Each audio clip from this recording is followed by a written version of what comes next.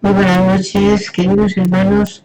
Como cada sábado, iniciamos el programa de la próxima dimensión. En este caso, el tema creemos que sea de un gran interés para todos nuestros hermanos, aunque deseamos, esperamos y oramos para que nadie sufra de obsesión. Sin embargo, la realidad nos habla, por así decirlo, de otra experiencia, y es que la mayor parte de la humanidad que estamos adscritos a la psicosfera de nuestro amado planeta Tierra, en virtud de nuestros débitos del ayer con respecto a la ley de Dios y también en virtud de nuestra inferioridad, todos sufrimos en algún momento esta epidemia que constituye la obsesión espiritual de una criatura desencarnada sobre otra criatura encarnada, la obsesión de una criatura encarnada sobre otra criatura encarnada, la obsesión de una criatura, de un ser encarnado todavía, adscrito a la vida física, que obsesa a otro que ya ha partido para la patria, para el mundo espiritual. Y también, como no, tenemos la obsesión entre dos seres o más que han partido ya para el mundo espiritual, libres todos ellos del cuerpo físico. Y esa obsesión vamos a verla esta noche con respecto a la violencia que vemos en nuestra sociedad, tanto a nivel gubernamental, en la calle, la violencia en la calle, como aquella otra que se desarrolla y tal vez mucho más importante en los hogares, la violencia de género sobre la mujer, la violencia en el hogar, esa violencia que se realiza de puertas adentro. ¿Qué papel tiene la obsesión en ella? ¿Cómo influye una sobre la otra? Esta noche el programa precisamente vamos a centrarlo en este aspecto de la obsesión, la relación que hay entre la obsesión y la violencia, insisto, tanto la que podemos encontrarnos en la calle como aquella otra que a menudo es de consecuencias bastante más funestas incluso que la que podemos hallar en la calle, y es en el hogar. Como siempre os digo, previo a iniciar a tratar este interesantísimo tema, abrimos nuestro programa como se hace con todos los actos espíritas, con una oración. Para ello, como siempre, os pido por favor que cerréis los ojos y elevando nuestro pensamiento a Dios nuestro Padre, al Maestro Jesús, a nuestros ángeles guardianes, a nuestros espíritus protectores, a nuestros espíritus familiares que partieron ya para el plano espiritual. Te rogamos, Señor, por todos ellos, sobre todo por aquellos hermanos nuestros que han partido recientemente para el mundo espiritual.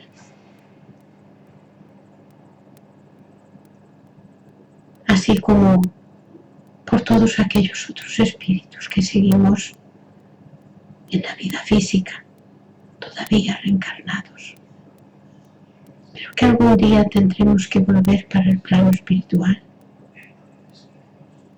Te rogamos, Señor, que en alguna medida contribuyan este programa y todos los programas que con tanta ilusión hacemos para que el día que partamos también para el plano espiritual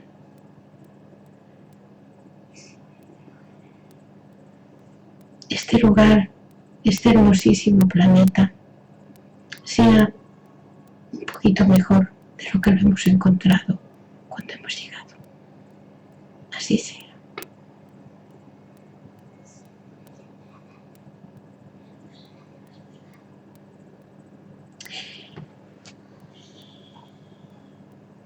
Muchos de nuestros compañeros espíritas conocen perfectamente las tramas de la obsesión, porque muchas son las personas que llegan a los centros espíritas pidiéndonos ayuda de variada orden. Esta noche examinaremos la relación que tiene la obsesión con la violencia, pero antes de nada, ¿qué es la obsesión? ¿Cómo ocurre? ¿Cómo se da? ¿Qué mecanismo sigue? Usted, yo, los espíritus que han desencarnado, todos nosotros somos espíritus. El modo de comunicación entre los espíritus es el pensamiento. De este modo, cuando pensamos, emitimos o irradiamos unas ondas que se encaminan hacia aquello que es objeto de nuestro pensamiento. Por eso, cuando decimos que somos lo que pensamos, en verdad denunciamos una verdad más grande de la que nosotros mismos podríamos considerar. Esa irradiación de pensamiento, como digo, se dirige hacia el ser que, encarnado o desencarnado, es objeto de nuestro pensamiento y lo envuelve. Y tan solo si ese ser participa o es afín a los pensamientos que nosotros hemos emitido hacia él o hacia ella, entonces esa energía traspasará desde el cuerpo espiritual y pasará a cada una de las células del cuerpo físico. Por lo tanto, nuestro pensamiento puede ser edificante y constructivo según la naturaleza de nuestros pensamientos, o por el contrario, puede ser destructivo. Y puede causar daños, susceptible, por tanto, de causar daños en aquel hermano o hermana al que dirigimos nuestro pensamiento, afectándole de algún modo.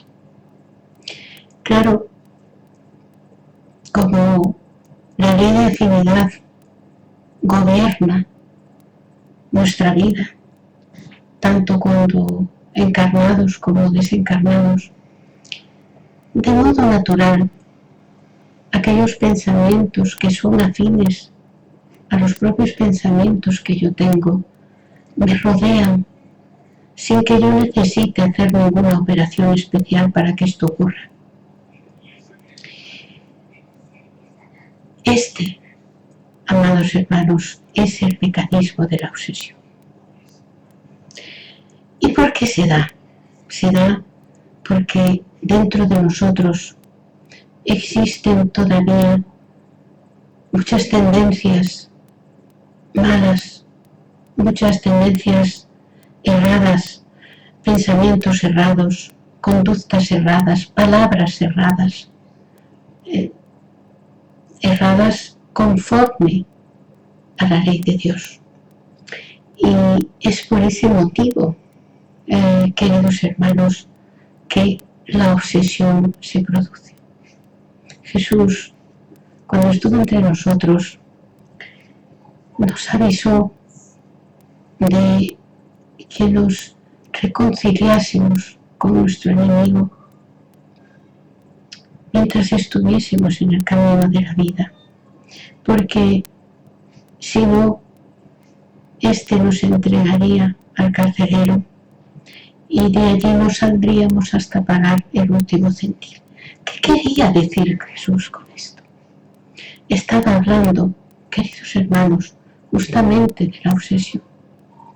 Esta historia de que cuando el perro muere la rabia, es posible que sea una cuestión cierta en tratándose de perros, pero en tratándose de seres humanos, de espíritus como nosotros, eternos, cuando alguien desencarna con un sentimiento de desafecto, de rabia, de odio hacia nosotros, si nosotros no nos hemos reconciliado con ese ser, con ese hermano, con esa hermana, corremos un serio peligro de que ese ser se afinice con nuestro complejo de culpa por no haber perdonado y seamos víctimas de una obsesión.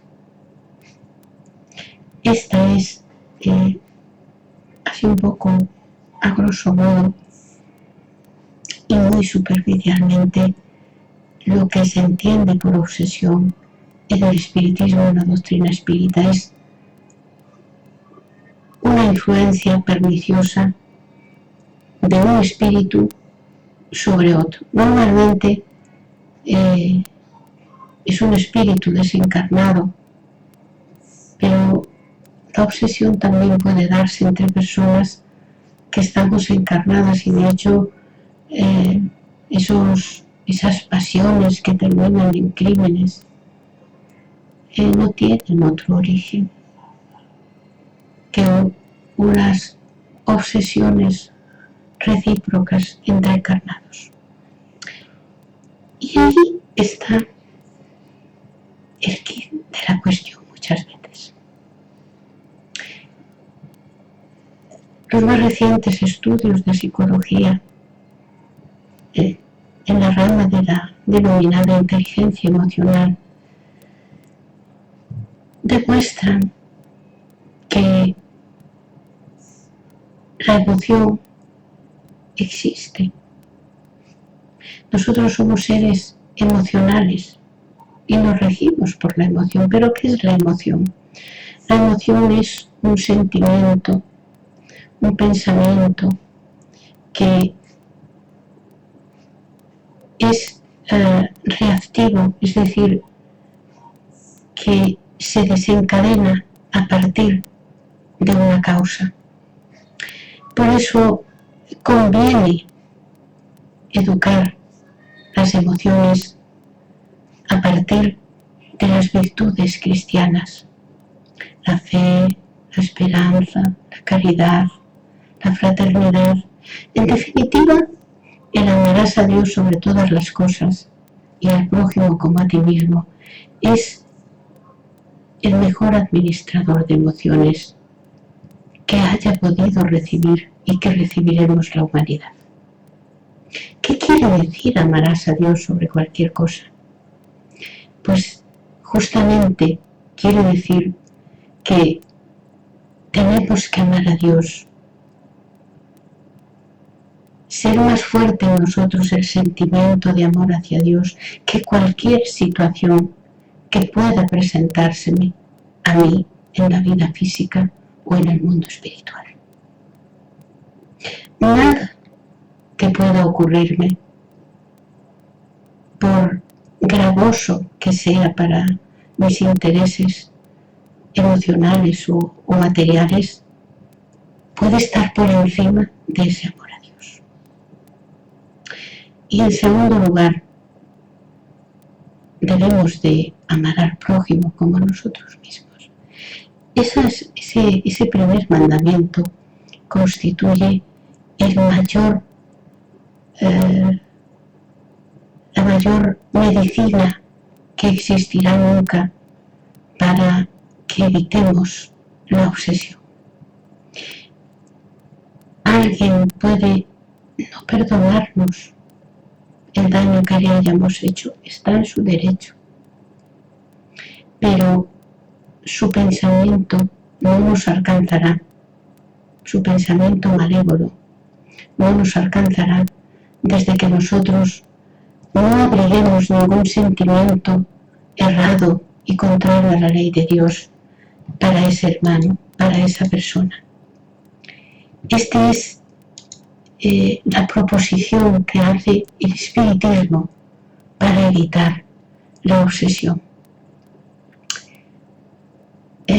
Juan, el evangelista, creo recordar que hacia el capítulo 8, dejó prevista aquellas palabras que el maestro, con las que el maestro, el divino amigo Jesús, encerraba las curaciones que hacía. Vete y no peques más. ¿Por qué diría eso el maestro? Ahí está la mayor medicina preventiva para cualquier obsesión. Nuestras inferioridades, nuestras violaciones a la ley de Dios son otras tantas ventanas abiertas a la influencia perniciosa de entidades enfermas o a veces ociosas, que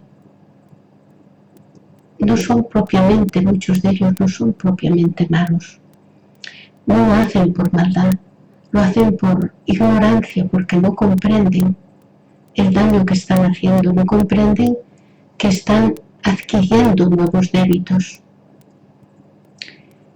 Entonces, somos nosotros los que tenemos que modificar nuestras conductas erradas para evitar la obsesión. Ahí tiene un papel fundamental el Evangelio según el Espiritismo, que para mí, esto es una opinión personal, por supuesto que es susceptible, por tanto, de ser total o parcialmente cierta o absolutamente errada. Por lo tanto, no debe influir para nada en vuestro libre arbitrio a la hora de clasificar el Evangelio según el Espiritismo. Sin embargo, para mí es el libro más sublime que yo he leído junto con los otros 4 que forman la codificación espírita, la codificación espiritista de nuestro insigne pedagogo francés más conocido como Allan Kardec. Todos los 5 libros son importantes, que duda cabe. Constituyen la tercera revelación, pero para mí el libro de los 5 más sublime, si tuviese que elegir uno, afortunadamente no tengo que elegir ninguno, puedo tener los 5, pero si tuviese que elegir uno, elegiría sin duda el Evangelio según el Espiritismo, porque es para mí el gran reformador de las conductas de la humanidad.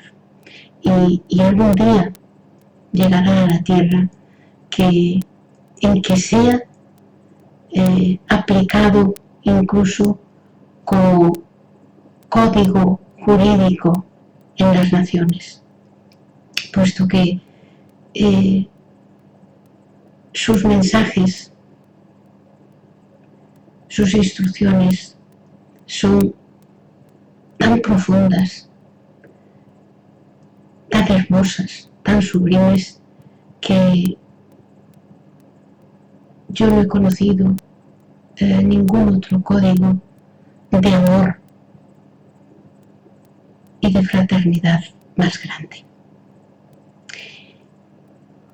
Ese código de amor que constituye el Evangelio según el Espiritismo, podemos y debemos emplearlo incluso cada día en nuestra vida. Leer un trocito del Evangelio según el Espiritismo por orden, o abrirlo al azar y leer cada uno según sus gustos, constituye una luz que alumbra y que permite que nuestro ángel guardián influya, nos envíe pensamientos sublimes, consejos para que volvamos al buen camino. Por eso digo que este código de amor que constituye el Evangelio según el Espiritismo es de vital importancia. Y no me cansaré de repetir jamás la gran importancia de realizar el Evangelio en el hogar, en nuestra casa, a ser posible toda la familia, pero si esto no es posible, al menos que alguien lo realice.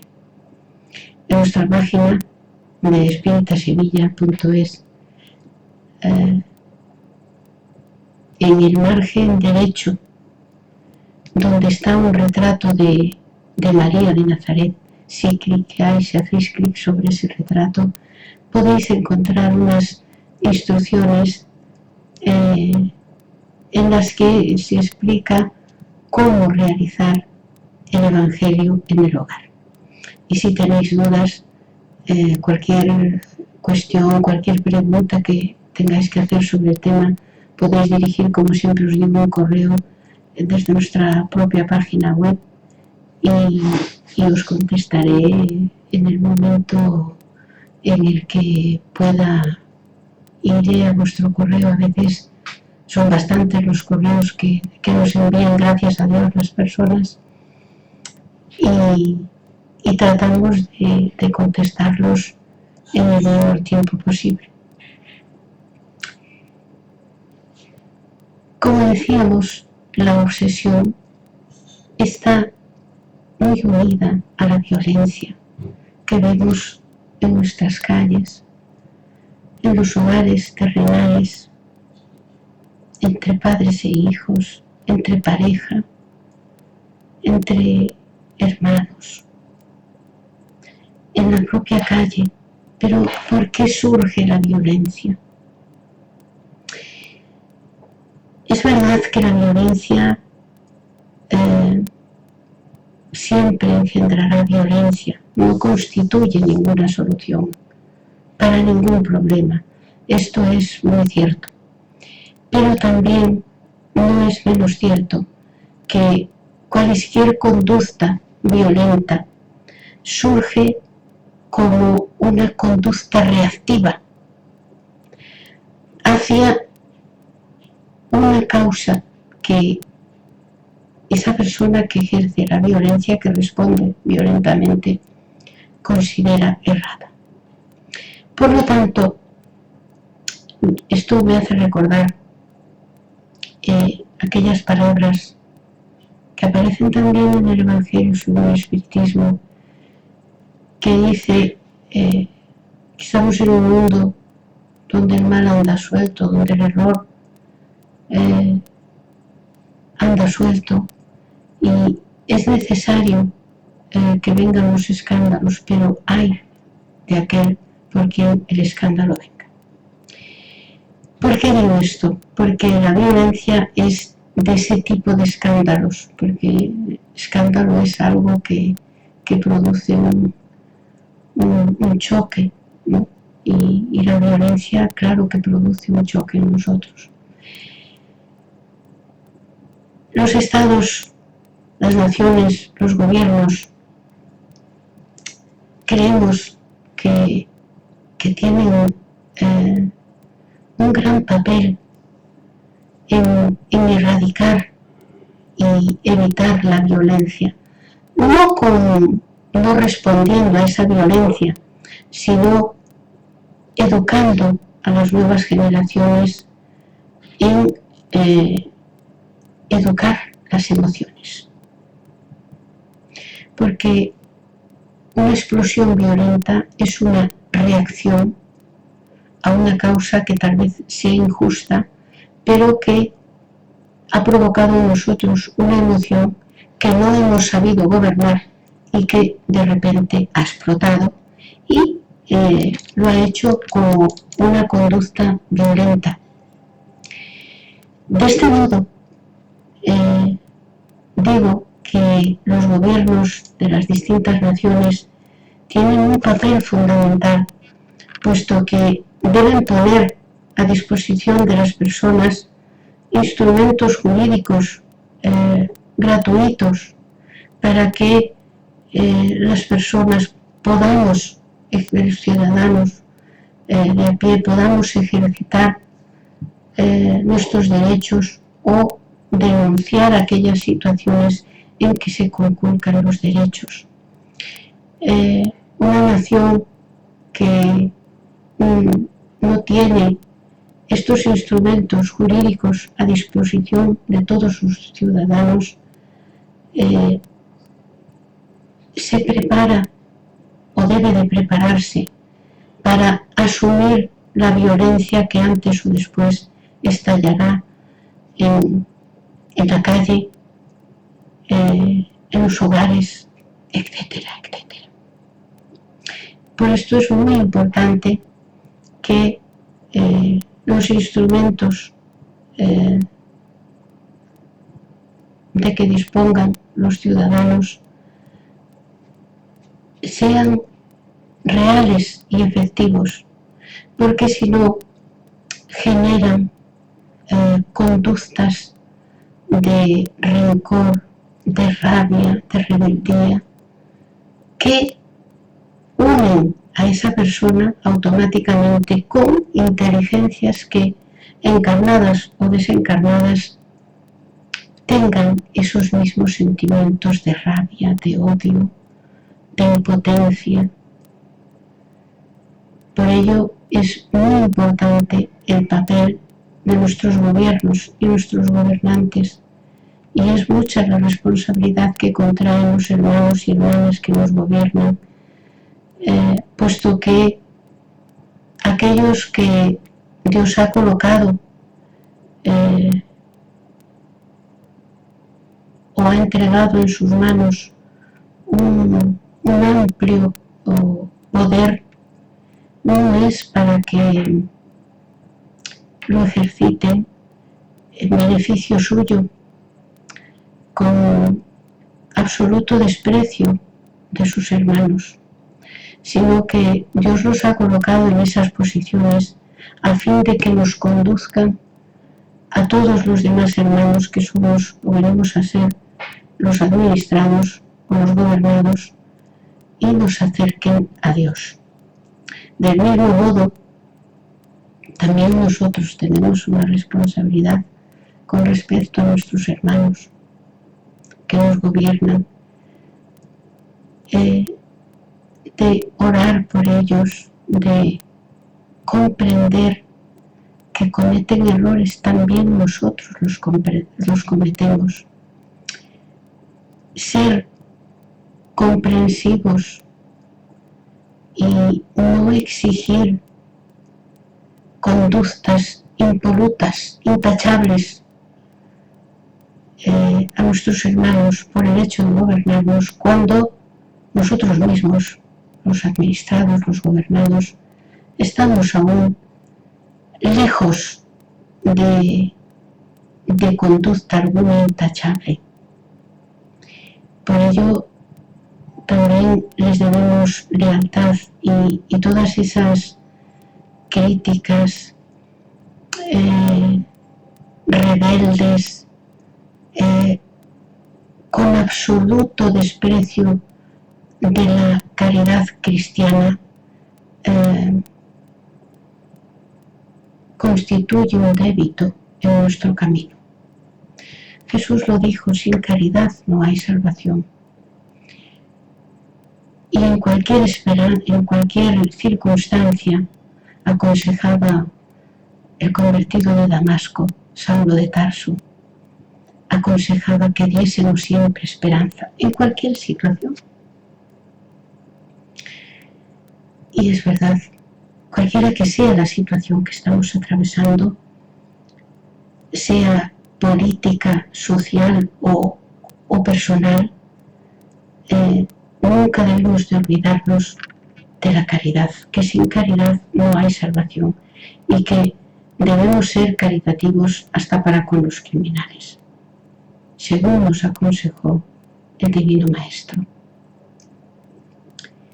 Por eso, cuidado con esas emociones que son normales. Nosotros somos seres emotivos y ante un estímulo externo a nosotros reaccionamos con una emoción, pero de esa naturalidad, de ese proceso, nosotros debemos introducir a través de las virtudes cristianas una administración a esas emociones, de modo que no se conviertan en nuestro peor enemigo, porque las emociones desgobernadas desembocan en las pasiones incontenidas y de ahí a la violencia y la criminalidad tan solo hay un pequeño paso. Por eso no permitamos que algo externo a nosotros provoque la ira, un estallido de ira, de violencia. Porque en realidad, cuando nos enfadamos, cuando respondemos violentamente, cuando tenemos una explosión de emociones desequilibradas, en realidad estamos siendo unos muñecos. Somos unas marionetas, simples marionetas en las manos de ese alguien que cometió una injusticia contra nosotros y tanto coraje y tanta rabia nos dio. Si nosotros respondemos a esa provocación, a esa injusticia, entonces no somos mejor que esa persona, ese hermano, esa hermana que nos causó ese daño, ¿verdad? Estamos reaccionando a a ese daño. Es difícil mantener la serenidad ante un hecho dañoso. Es cierto, es muy difícil.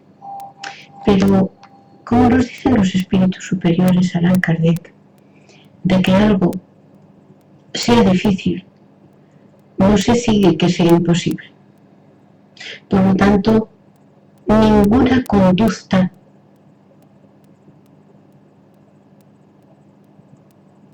violenta está justificada desde el punto de vista espírita.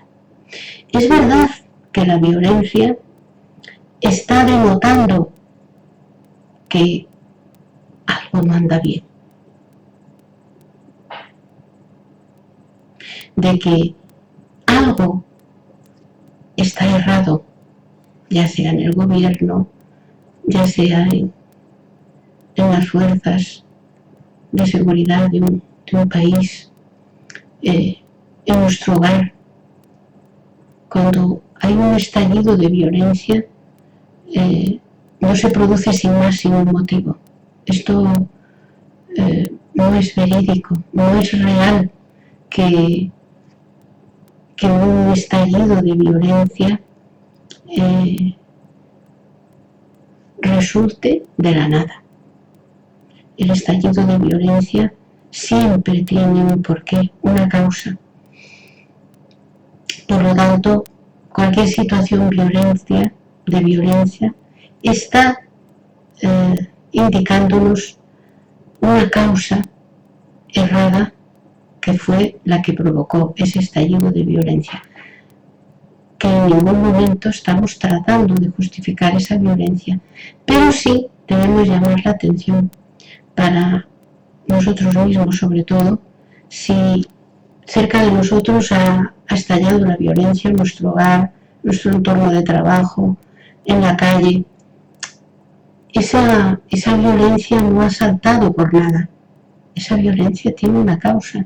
La violencia es, como digo, una reacción de la sociedad o de nuestros hermanos hacia conductas erradas. Esta cuestión es importantísima. Es importantísima porque tenemos el deber de evitar estas conductas erradas, sobre todo si son nuestras, porque muchas veces decimos, ha reaccionado violentamente hacia mí, ciertamente, pero es por una causa. Tenemos que ser perfectos, entonces, tenemos que exigir a nuestros hermanos que sean perfectos. No. Pero es trabajo nuestro, es obligación de cada uno de nosotros conocernos. No tenemos por qué latigarnos, por qué culparnos, porque cometemos errores. Si no cometiésemos errores no estaríamos reencarnados en la tierra, estaríamos en un mundo feliz, como espíritus puros, pero claro, qué lástima, estamos en la tierra.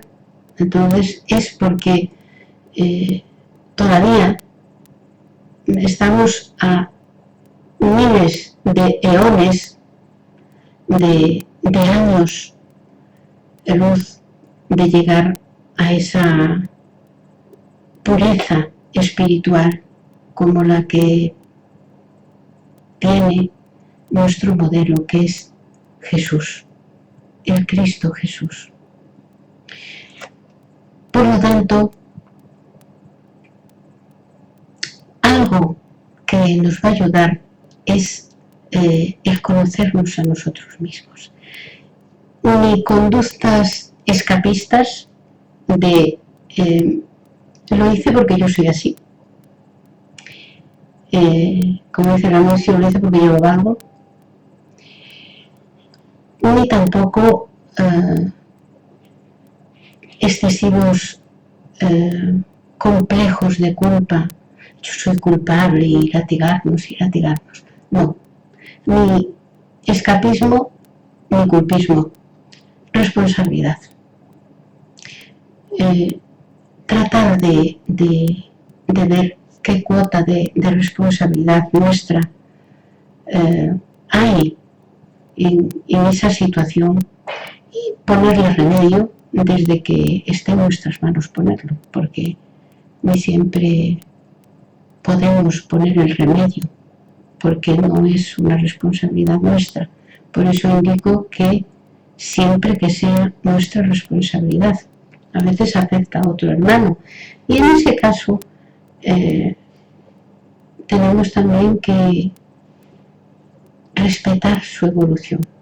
Y es que la tolerancia, queridos hermanos, es un sentimiento, una emoción que resulta solo de una cosa. Cuando nosotros nos aceptamos a nosotros mismos tal y como somos, no tenemos ninguna dificultad en aceptar a los demás tal y como son. Pero cuando nosotros no aceptamos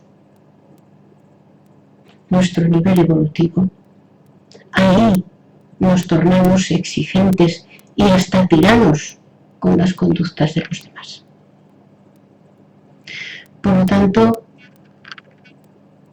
el conocerse a uno mismo, tal y como nos aconsejaba el Divino Maestro, es fundamental para poquito a poco, en pequeñas cuotas alicuas, ir mudando esos vicios que hay dentro de nosotros, no eliminándolos, eliminando nuestra palabra, transformándolos en la virtud correspondiente. Tengamos pues cuidado con nuestros estallidos de rabia, de violencia, porque si bien es cierto que denuncian conductas erradas, todavía es más cierto que denuncian una falta de equilibrio y de gobierno de las emociones que cuanto menos es bastante asustadora. Nada más, amados hermanos, os espero el próximo sábado con otras interesantes reflexiones que en este caso vamos a tratar, ya os lo anuncio, esos amores a primera vista. ¿Es posible el amor a primera vista? ¿Existe el amor a primera vista? ¿Qué es? ¿Por qué sucede que nos sentimos atraídos de repente por un ser que acabamos de conocer? ¿Eso es real? ¿Es imaginario? ¿Es consecuencia de otras vivencias? ¿Es una influencia espiritual? ¿Qué es? Eso y más cosas las veremos el próximo sábado. Hasta entonces os deseo un feliz fin de semana a todos, aquellos que no tenéis que trabajar y los que, como yo, tenemos que trabajar, aunque sea no en mi trabajo, porque este fin de semana, gracias a Dios, no tengo guardia, pero tengo que trabajar en la línea del Señor. Pues mucho ánimo y siempre esperanza y caridad en cualquier situación, en cualquier circunstancia. Caridad, esperanza y fe. Gracias y abrazos a vuestro corazón desde